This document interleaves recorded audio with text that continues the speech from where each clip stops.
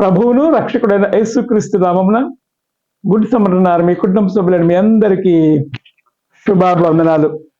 దేవుని యొక్క మహాకృపను బట్టి గతించిన నెలంతా దేవుడు తన కృపలో మనందరినీ కాపాడి సంరక్షించి మన బ్రతుకులో నూతన నెలలోనికి మార్చి నెలలోనికి ప్రవేశపెట్టి మొదటి వారంలో ఆయన సన్నిధానంలో ఆయన బిడ్డలుగా ఆయన నామాన్ని ఘనపరచడానికి, స్తుతించడానికి, ఆరాధించడానికి, మరి ముఖ్యముగా దేవుని యొక్క వాక్యముతో మన జీవితాలను సరి చేసుకోవడానికి దేవతి దేవుడు మనకు అనుగ్రహించినటువంటి కృపను బట్టి మనమందరము కూడా దేవునికి వందనములు, స్తుతులు, స్తోత్రాలు చెల్లించవలసిన వారమై ఉన్నాము. దేవుని యొక్క కృపలో మరి మీరందరూ బాగున్నారని అనుకుంటూ ఉన్నాను. మీ అందరి కొరకు ప్రతి ఉదయము మానక ప్రార్థన చేస్తూ ఉన్నాం. మీలో అనేక మంది వాక్యాన్ని వీక్షిస్తూ ఉన్నారు, లైక్ చేస్తూ ఉన్నారు. సబ్స్క్రైబ్ చేయండి, షేర్ చేయండి. తద్వారా దేవుని యొక్క రాజ్య సువార్త వ్యాప్తిలో మీరు కూడా పాలుభాగస్తులు అవడానికి అవకాశం ఉంది అని నేను మీకు తెలియచేస్తూ ఉన్నాను. ఈ వారము మనకు ప్రత్యేకముగా క్వింక్వాగేసిమ ఆదివారము, వచ్చే బుధవారం నుంచి మనం లెంటులోనికి వెళ్ళబోతూ ఉన్నాం. భస్మ బుధవారం మొదలుకొని మరి ప్రభు అయినటువంటి యేసుక్రీస్తు యొక్క శిలువ శ్రమల చరిత్రను మనము ఆలోచన చేయబోతూ ఉంటాం.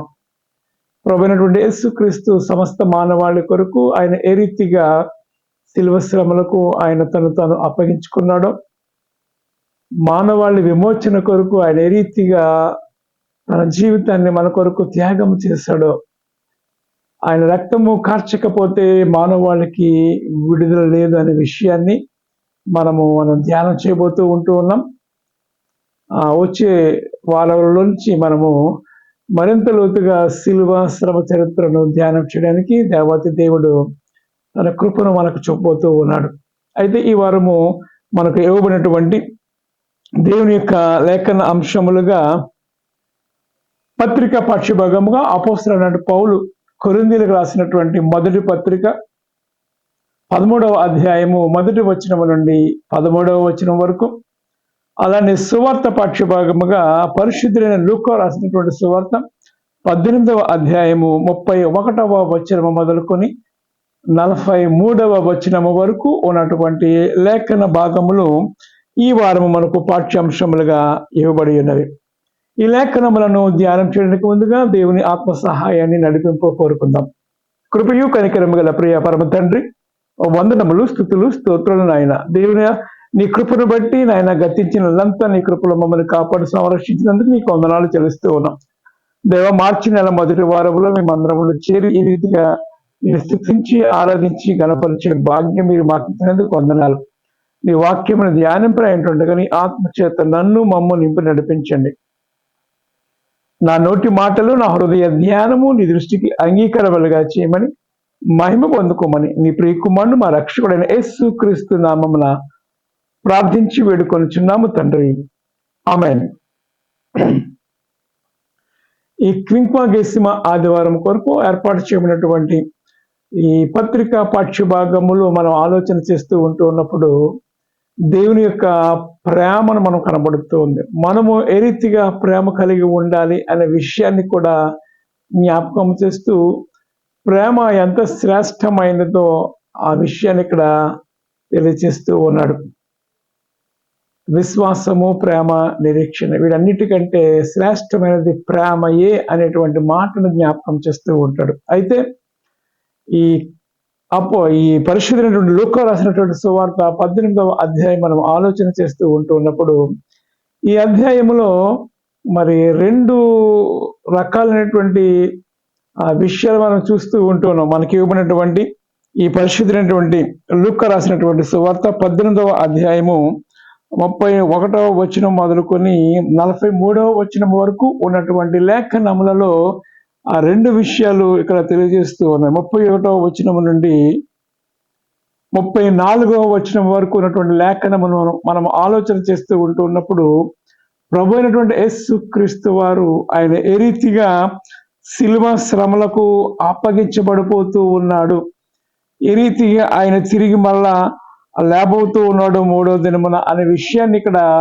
శిష్యులకు ముందుగానే తెలియజేశాడు. కానీ వారు పెడచెవిన పెట్టినట్లుగా అనబడ్డ ఒక్కటైన వారు గ్రహింపలేదు, ఈ సంగతి వారికి మరుగు చేయబడింది అనేటువంటి మాటని చూస్తూ ఉంటూ ఉన్నాం. అంటే ముందుగానే అన్ని విషయాలు శిష్యులకు యేసుక్రీస్తు వారు చెప్పడం జరిగింది. అయితే కొన్ని విషయాలు మరి దేవుడు వారికి మరుగు చేశాడు అనేటువంటి విషయాన్ని జ్ఞాపకం చేస్తుంది. ఎందుకంటే ముందుగానే చెప్పేస్తే పారిపోతారు అనేటువంటి విషయాన్ని మనం ఆలోచన చేస్తూ ఉంటాం. అలాగే ప్రవచనం కూడా అదే, కాపరిని కొడుతూ ఉన్నప్పుడు మంద చెదిరిపోతూ ఉంటుంది అనేటువంటి ప్రవచనాన్ని కూడా మనం చూస్తూ ఉంటూ ఉన్నాం. ఏది ఏమైనప్పటికీ కూడా ఈ మొదటి ఈ లెసన్ తర్వాత ధ్యానం చేద్దాం. అయితే 35వ వచనం మొదలుకొని 43వ వచనం వరకు ఉన్నటువంటి ఈ లేఖనమును మనం ఆలోచన చేస్తూ ఉంటూ ఉన్నప్పుడు ఒక ప్రత్యేకమైనటువంటి విషయాన్ని మనం జ్ఞాపకం చేస్తూ ఉంటూ ఉన్నాం. అంటే ఏమిటి అంటే, ప్రభు అయినటువంటి యేసుక్రీస్తు వారు ఈ లోకములోనికి వచ్చినటువంటి ఆ ఉద్దేశము నెరవేరబోతూ ఉన్నది అనే విషయాన్ని మనం జ్ఞాపకం చేసుకోవాలి. రెండవదిగా మనం ఆలోచన చేస్తూ ఉంటున్నప్పుడు, ఆయన సమీపంలో ఉండగానే ఆయనను మనం వేడుకోవాలి అనే విషయాన్ని కూడా తెలియజేస్తుంది. మూడవదిగా మనం ఆలోచన చేస్తూ ఉంటున్నప్పుడు, ఆయన ఎవరైతే వేడుకుంటారో, ఆయన ఎవరైతే ఆశ్రయిస్తూ ఉంటారో, ఆయన పిలిస్తే పలికే దేవుడు కనుక ఆయన వారి చెవులకు వారు ఎవరైతే పిలుస్తూ ఉంటారో ఆ మాటను ఆయన లక్ష్య పెట్టే దేవుడిగా మనం చూస్తూ ఉంటూ ఉన్నాం. తన యొద్దకు వచ్చి వారిని లేక తనను ఆశ్రయించు వారిని ఆయన విడిచిపెట్టే దేవుడు కాడు అనే విషయాన్ని ఇక్కడ జ్ఞాపకం చేస్తూ ఉన్నాడు. ప్రభువైనటువంటి యేసుక్రీస్తు వారు ఆయన గురించి రాబడినటువంటి లేఖనమును మనం ఆలోచన చేస్తూ ఉంటూ ఉన్నప్పుడు, ఆయన అనేక అద్భుతములు చేశాడు, స్వస్థతలు చేశాడు, శిష్య జనాంగానికి కూడా చెప్పాడు, మీరు కన్న వాటిని విన్న వాటిని తెలియచేయండి అనేటువంటి విషయాలు కూడా. అనేక స్వస్థతలు, అద్భుతములు, సూచక్రియలు, మరి ముఖ్యంగా పరలోక రాజ్య మర్మముల గురించి కూడా ఆయన తెలియజేయడం మనం చూస్తూ ఉంటూ ఉన్నాం. ఆయన జీవించినటువంటి 33.5 సంవత్సరాల్లో ఈ 3.5 సంవత్సరాల కాలంలో ఆయన చేసినటువంటి మహోన్నతమైనటువంటి పరిచర్య ఎప్పటికీ కూడా మనం 4 సువార్తలు చదువుతూ ఉంటూ ఉన్నప్పుడు మనం ఎప్పటికప్పుడు చదువుతూ ఉంటే దేవుని వాక్యములో నుంచి నూతన విషయాలు మనకు తెలియజేస్తూ ఉంటాడు, రివీల్ చేస్తూ ఉంటాడు పరిశుద్ధాత్మ దేవుడు. ఈ రోజు కూడా భిక్షగాడు లేక గుడ్డివాడు భిక్షం అడుక్కుంటున్నటువంటి ప్రాంతంలో, ఆ ఎరుకో ప్రాంతంలో ఆయన ఎరుకో పట్టణమును సమీపిస్తూ ఉన్నప్పుడు ఒక గుడ్డివాడు త్రోవ పక్కన కూర్చుండి భిక్షం అడుగుకొనుచు ఉండను. జనసమూహం దాటిపోచున్నట్టు వాడు చప్పుడు విని ఇది ఏమని అడుగగా, అంటే ఓ రకంగా ఈ బ్లైండ్ పీపుల్ ఏంటంటే ఆ స్పర్శను బట్టి, ఆ శబ్దాన్ని బట్టి వాళ్ళు అబ్జర్వ్ చేసేస్తూ ఉంటారు, ఏమిటి ఈ అలికిడి అనేది. జనసమూహం వెళ్ళిపోతూ ఉన్నారు, అంతా ఒకేసారి వెళ్ళిపోతూ ఉన్నారనే విషయాన్ని కూడా గమనించేశారు. ఏం జరుగుతుంది ఇక్కడ, ఎప్పుడు జరగని ఒక వింత జరగబోతూ ఉంది అనేటువంటి ఒక ఆలోచన, ఒక స్పృహలోనికి వచ్చేసాడు, ఏమిటి ఏదని. మామూలుగా మనం చూస్తూ ఉంటున్నాడు, ఎప్పుడు జనసమూహం వెళుతూ ఉంటారు, వస్తూ ఉంటారు, అది వేరు. అయితే ఇక్కడ జరుగుతున్నది ఏంటంటే యేసుని వెంబడిస్తూ ఉన్నారు అనేటువంటి మాటను జ్ఞాపకం చేస్తూ ఉన్నాం. ఏమిటి ఆయనలో గొప్పతనం అంటే, ఆయన ప్రేమ కలిగినటువంటి దేవాతి దేవుడు, ఆయన ప్రేమించేవాడు, క్షమించేవాడు, జాలి పడేవాడు, తన యొద్దకు వచ్చి వారిని ఆయన ఎంత మాత్రము కూడా త్రోసివేసే దేవుడు కాడు అనే విషయాన్ని మరి మనం జ్ఞాపకం చేసుకుంటూ ఉన్నాం. ఈ గుడ్డివాడు కూడా ఆ విషయాన్ని మనలాంటి వారు అక్కడ ఉన్నటువంటి ఆ ఎరుకో ప్రాంతంలో ఉన్నటువంటి వారందరూ కూడా చెప్పి ఉంటారు. ఇలాంటి నజరైనటువంటి యేసు క్రీస్తు వారు అనేక రకమైనటువంటి స్వస్థతలు, సూచనలు చేస్తూ ఉన్నాడు, పరలోక రాజ్య బలమములను తెలియజేస్తూ ఉన్నాడు. జనసమూహం ఆయన వెంట వెళ్ళిపోతూ ఉంది అనేటువంటి మాటలు వింటూ ఉన్నప్పుడు ఆయన గురించి విన్నాడు, ఆయన వస్తే బాగుండు అనేటువంటి ఆశ కలిగి ఉండి ఉండవచ్చు.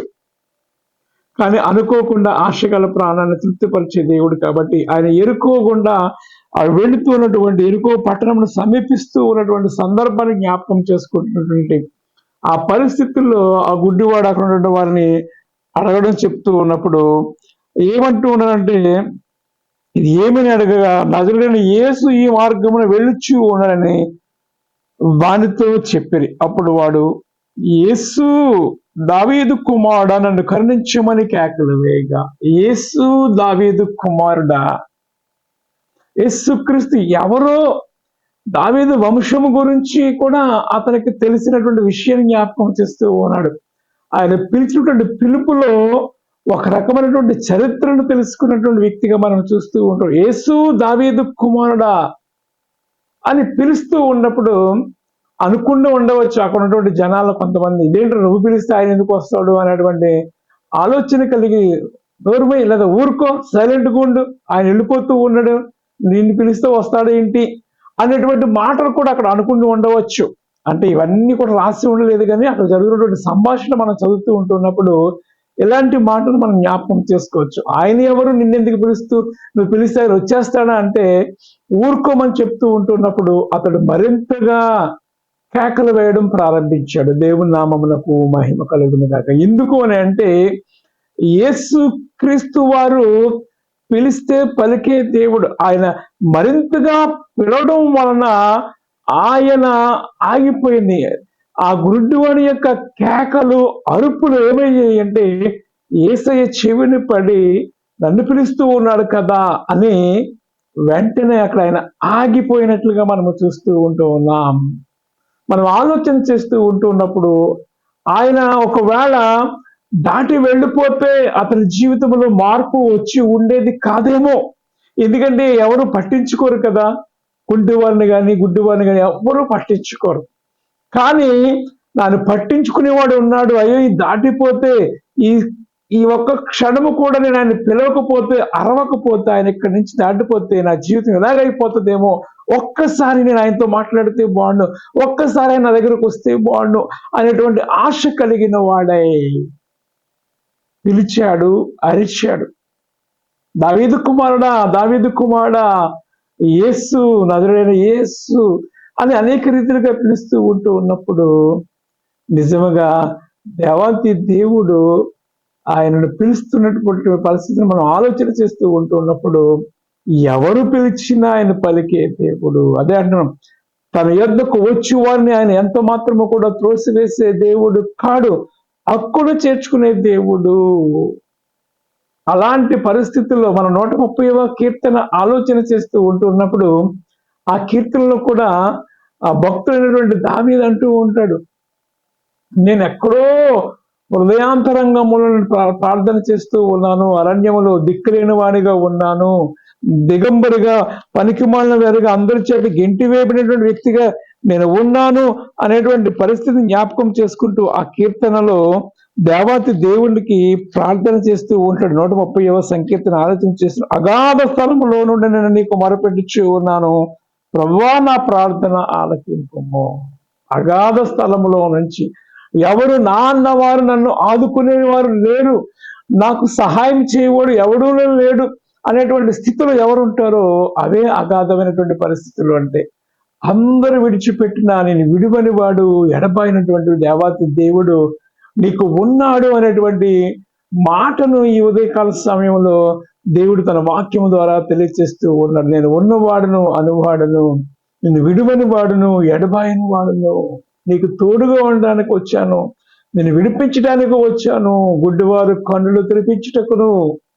ఆయన గురించి రాయబడినటువంటి మాటను మనం చూస్తూ ఉంటూ ఉన్నప్పుడు బంధింపబడిన వారిని విడిపించుటకును, చెరసాలు ఉన్నటువంటి వారు విడిపించుటకును, బూడిదకు ప్రతిగా పూదనును ఆనంద తైలమును ఇవ్వడం నేను వచ్చి ఉన్నాను అనేటువంటి యెషయా గ్రంథాన్ని ఆయన మరి మందిరంలో చదువుతూ ఉంటున్నప్పుడు ఆ భాగము ఆయనకి ఇవ్వబడుతూ ఉందన్నప్పుడు అక్కడ రాయబడినటువంటి మాట ఏంటంటే, ఈ మాటలు మీ వినికిడిలో ఇవి నెరవేరును అనేటువంటి మాటను జ్ఞాపకం చేస్తూ ఉన్నాం అక్కడ.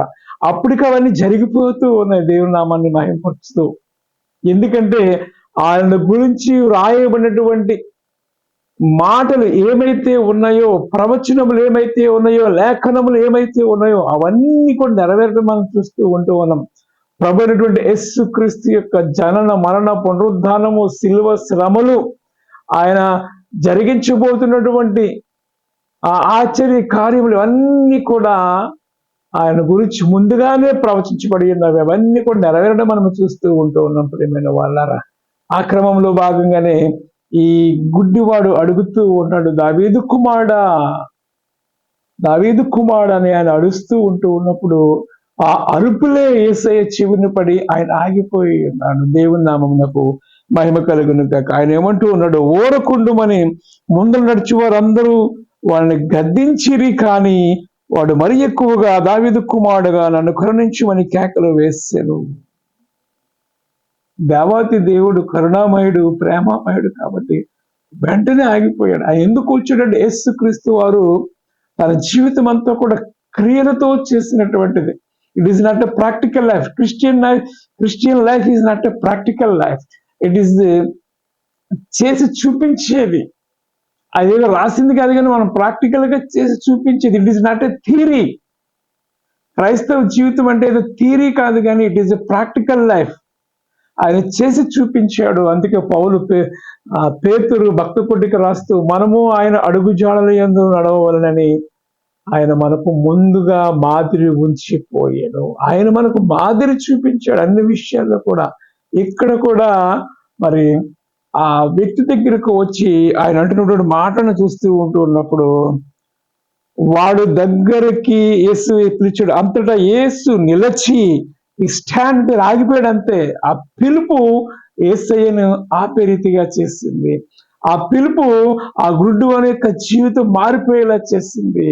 ఆ పిలుపు ఆ గుడ్డు అని మరి పశ్చాత్తాపడి ఇది క్రీస్తు యొక్క రాజ్యములో వారసులుగా కూడా చేసింది అనే విషయాన్ని మనం జ్ఞాపకం చేసుకోవాలి. అంతటా యేసు నిలచి వారిని తమ యొద్దకు తీసుకుని రమ్మనను. వాడు దగ్గరకు వచ్చినప్పుడు ఆయన, నేను నీకేమి చేయగోరుచు ఉన్నానని అడగగా, ప్రభువా చూపు పొందుచు ఉన్నాను. యేసు, చూపు పొందము, నీ విశ్వాసము నిన్ను స్వస్థపరచున వానితో చెప్పాను. వెంటనే వాడు చూపు పొంది దేవుని మహిమపరిచి ఆయన వెంబడించాను. ప్రజలందరూ అది చూచి దేవుని స్తోత్రము చేస్తూ దేవునికి మహిమపరిచారు. ఈజ్ ద గ్రేటెస్ట్ మ్యాన్ అనేటువంటి ఆలోచన కలిగి, గొప్పవాడు, దేవత్వము కలిగినటువంటి వ్యక్తిగా ఉన్నాడు అనేటువంటి ఆలోచన కలిగిన వారై వారు దేవుని మహిమపరిచారు. ఈయన గొప్పవాడు, ఈయన మహోన్నతుడు అనేటువంటి ఆ మహిమతో, అలాంటి స్థుతులతో యేసయ్య అక్కడ మహిమపరిచినట్టుగా మనం చూస్తూ ఉంటూ ఉన్నాం. మనం ఆలోచించవలసినటువంటి విషయం ఏమిటంటే, ఆ గుడ్డివాని యొక్క పిలుపు యేసయ్యను ఆగేలా చేసింది. ఆ గుడ్డివాని యొక్క పిలుపు యేసయ్యను ఆగేలా చేయడం మాత్రమే కాదు, కానీ తన జీవితాన్ని మార్చేసింది. ఇది మనము నేర్చుకోవాలి. మనము పిలుస్తూ ఉంటూ ఉన్నప్పుడు, దేవునికి ప్రార్థన చేస్తూ ఉంటూ ఉన్నప్పుడు, ఆయన మనతో మాట్లాడేంత రీతిగా మనం ప్రార్థన చేయాలి, కనిపెట్టాలి. యేసయ్య ఆగి వెనకకు ఏ రీతికి అయితే వచ్చాడో అలానే మనము కూడా దేవునితో సహవాసం చేస్తూ ఉంటూ ఉన్నప్పుడు తప్పనిసరిగా ఆయన మన ప్రార్థన ఆయన ఆలకిస్తూ ఉంటాడు. ఇంకా ఆలోచన చేస్తూ ఉంటూ ఉన్నప్పుడు ఏదైతే యెషయా గ్రంథము ప్రవచన నెరవేర్పు మనం ఆలోచన చేస్తూ ఉంటున్నాడు. 59వ అధ్యాయం 1వ వచనములో ఇది చూస్తూ ఉంటాం. రక్షింపనేరకున్నట్లు ఆయన హస్తము కురచ కాలేదు, విననేరకున్నట్లు ఆయన చెవులు మందము కాలేదు అనేటువంటి మాటను చూస్తూ ఉంటూ ఉన్నాం. నిజమే కదా.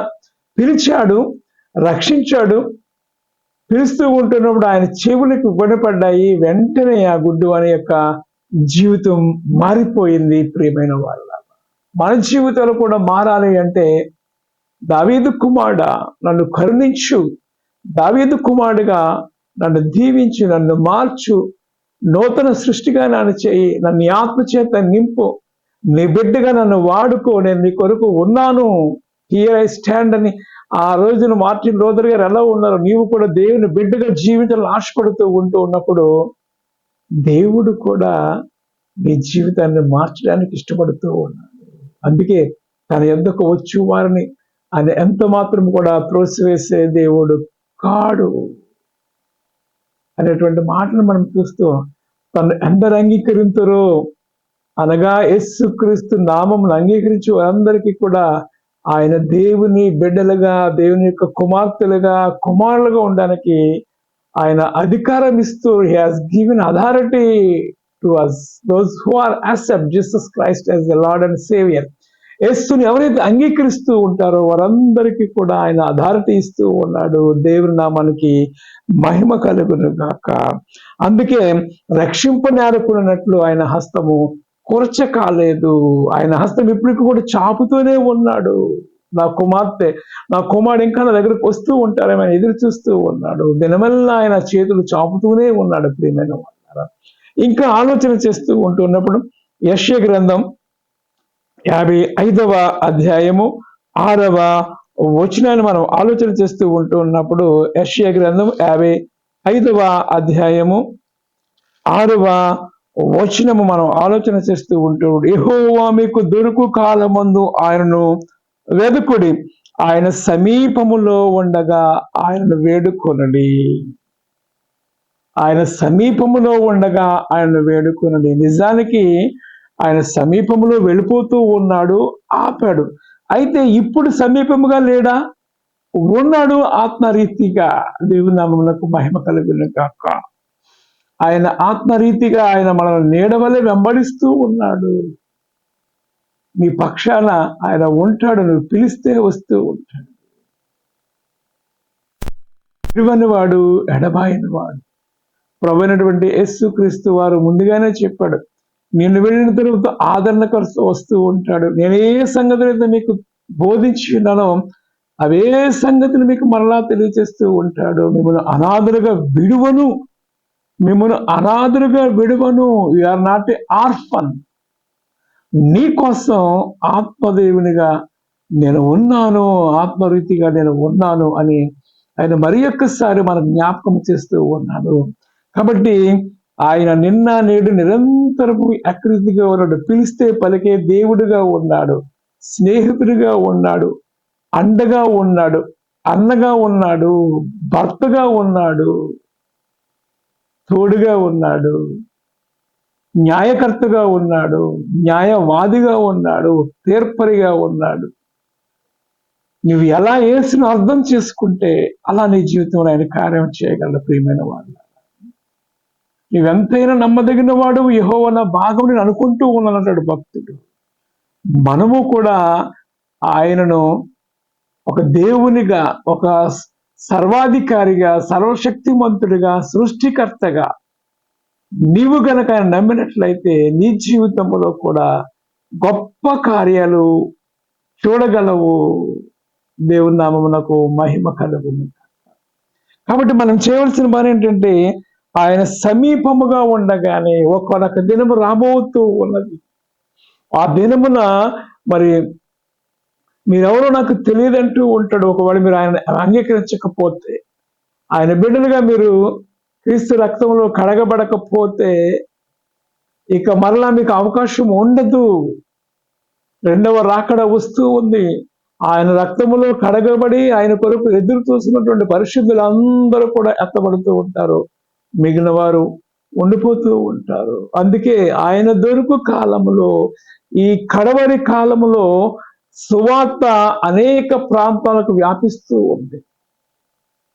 టీవీల ద్వారా, కరపత్రాల ద్వారా, సువార్తల ద్వారా, సంఘముల ద్వారా అనేక రీతిలుగా దేవుని యొక్క వాక్యము ప్రకటించబడుతూ ఉంది. ఇంకనూ నీ చెవిని పడకపోతే ఆయన దొరుకు కాలము ఇదే. ఆయన దొరుకు కాలము ఇదే. కృపాకాలములో మనం ఉన్నాము. క్షమాపణ దొరుకు కాలము. 130 కీర్తనలు అంటూ ఉన్నా, ప్రభువా నీవు దోషములను కనిపెట్టి చూచిన ఎడల ఎవడు నిలవగలడు? ఆయనను జనులను యందు భయభక్తులు నిలిపినట్లు నీ యొద్ద క్షమాపణ దొరుకును అనేటువంటి మాటను చూస్తూ ఉంటూ ఉన్న 130వ కీర్తన. ఆయన క్షమించే దేవుడు, ప్రేమించే దేవుడు, విమోచించే దేవునిగా మనము చూస్తూ ఉంటూ ఉన్నాం. అయితే నువ్వు చేయవలసిన పని ఏంటంటే నువ్వు ఆయన పిలవాలి. నాలోనికి రా ప్రభువా, నువ్వు పిలిచినట్లయితే ఆయన is ready to come in. నీలోనికి రావడానికి, ఆయన నీతో జీవించడానికి, నీ ద్వారా దేవుని యొక్క రాజ్యాన్ని ప్రకటించడానికి, ఒక బలిష్టమైనటువంటి శక్తిగా, నూతనటువంటి వ్యక్తిగా ఆయన నిన్ను వాడుకోవడానికి ఇష్టపడుతూ ఉన్నాడు. ఒక భూషణ కిరీటముగా, ఒక పిల్లర్గా, ఒక జ్యోతి వలె ఆయన నిన్ను వాడుకోవాలని ఆశపడుతూ ఉన్నాడు. నీవు చేయవలసిన పని ఏంటంటే, ఆ గుడ్డివాడు ఎలా అయితే దావీదు కుమారుడా నన్ను కరుణించు అని కేకలు వేశాడో, నీవు కూడా హృదయాంతరంగంలో నుండి మనస్ఫూర్తిగా నీవు పిలిస్తే ఆయన దగ్గరికి వస్తాడు. నేను మిమ్మల్ని విడువని వాడును, ఎడబాయని వాడును, మీకు తోడుగా ఉంటాను, ముదిమి వచ్చే వరకు మీకు తోడుగా ఉంటాను అని సెలవిచ్చినటువంటి దేవాతి దేవుడు ఈ ఉదయకాల సమయంలో నిన్ను కూడా పిలుస్తూ ఉన్నాడు. నాకు స్వస్థత కావాలని అడిగాడు. వెంటనే సరే స్వస్థత పొందు అని యేసయ్య చెప్పడం, అడిగితే ఇచ్చేవాడు, పిలిస్తే పలికేవాడు, రమ్మంటే వచ్చేవాడు, నీతో ఉంటాడు. ఆయన కావాలి అంటే ఆయన పిలవాలి, పిలిస్తే వస్తాడు. ఇదిగో హృదయమైనటువంటి తలుపు తట్టుచూ ఉన్నాను, ఎవడైనా నా స్వరము విని తలుపు తీస్తే నేను వస్తాను, నేను వాడితో వాడు నాతో ఉంటాడు, భోజనం చేస్తూ ఉంటాడు అనేటువంటి మాటను చూస్తూ ఉంటున్నాం ప్రియమైన వాళ్ళ. ఏంటి భోజనము? విందు, ఇడేండ్ల విందులు భోజనము, పరలోకములో ఆయనతో పాటు యుగయుగములు ఉంటాం ప్రియమైన వాళ్ళ. అందుకే ఆయన దొరుకు కాలమందు ఆయన వెదుకుడి, ఆయన సమీపముగా ఉండగానే వెదుకుడి. కుమారుని ముద్దు పెట్టుకుని లేని ఆయన కోపపడుతూ ఉంటాడు. ఆయన ప్రేమించండి, ఆయన వెంబడించండి, ఆయన హత్తుకునండి, ఆయన స్వీకరించండి. రక్షింపనేరకున్నట్లు ఆయన హస్తము కొరచ కాలేదు. ఒకవేళ నువ్వు ఎలాంటి పరిస్థితిలో ఉన్నా, అంధకారములో ఉన్నా, నానేవాడు ఎవడు లేకపోయినప్పుడు నేనున్నాను అని ఆయన ఆపన్న హస్తం ఇస్తూ ఉన్నాడు. దేవుని నామమునకు మహిమ కలుగును. ఆయన కోటగా, కొండగా, అండగా, బండగా, స్నేహితుడిగా నీకు ఉండడానికి ఆయన ఇష్టపడుతూ ఉన్నాడు. ఆయన ప్రేమించే దేవుడు. అదే మాట్లాడుతూ ఉన్నాడు పౌలు భక్తుడు కొరింథీ సంఘానికి లేఖ రాస్తూ ఒక అధ్యాయాన్ని రాస్తాడు, ప్రేమ కలిగి ఉండండి అని. ఇంకా ఆలోచన చేస్తున్నాడు, ప్రేమ కలిగి ఉండండి, ప్రయాసపడండి అంటాడు. ఇది చాలా కష్టమైనది. ప్రయాసపడాలి, సహనము కలిగి ఉండాలి, విశ్వాసము, నిరీక్షణ, ప్రేమ, ఈ మూడు మనం కలిగి ఉండాలి అని పౌలు మాట్లాడుతూ ఉన్నాడు. కాబట్టి శ్రేష్టమైనది ప్రేమయే. కాబట్టి ప్రేమ కలిగి ఉందాం, దేవుని బిడ్డలుగా ఈ లోకములు వెలిగింపబడేవారుగా ఉందాం. అట్టి కృప పరిశుద్ధాత్మ దేవుడు మనందరికీ దయచేయను గాక. ఆమేన్. దేవానికి వందనాలు చెల్లిస్తున్నాను. బిడ్డలందరినీ దీవించి ఆశీర్వదించండి. ఆ రాజు నా తండ్రి ఆ గుడ్డివాడు ఏ రీతిగా అయితే పిలిచాడో, పిలిచి ఆ పిలుపునకు దేవా నీవు ఆగావు, స్వస్థతలు ఇచ్చావు, తన జీవితాన్ని మార్చు. అలానే ఈ బిడ్డలు ఎవరైతే పిలుస్తూ ఉన్నారో వారిలో కూడా మీరు మాట్లాడి మార్పు చెందుటకు నీ కృప అనుగ్రహించమని, మహిమ పొందుకోమని బిడ్డలందరినీ దీవించి ఆశీర్వదించండి. ఎగ్జామ్స్ రాసినటువంటి బిడ్డలందరికీ నీ జ్ఞానంతో నింపి నడిపించి మహిమ పొందుకోమని నీ ప్రియకుమారుని మా రక్షకుడైన యేసుక్రీస్తు నామమున ప్రార్థించి వేడుకొనుచున్నాము తండ్రి. ఆమేన్. మన తండ్రి దేవుని ప్రేమయు ప్రభువైన యేసుక్రీస్తు కృపయు ఆత్మదేవుని అన్యోన్య సహవాసము సదాకాలం మీకు తోడేండును గాక. ఆమేన్.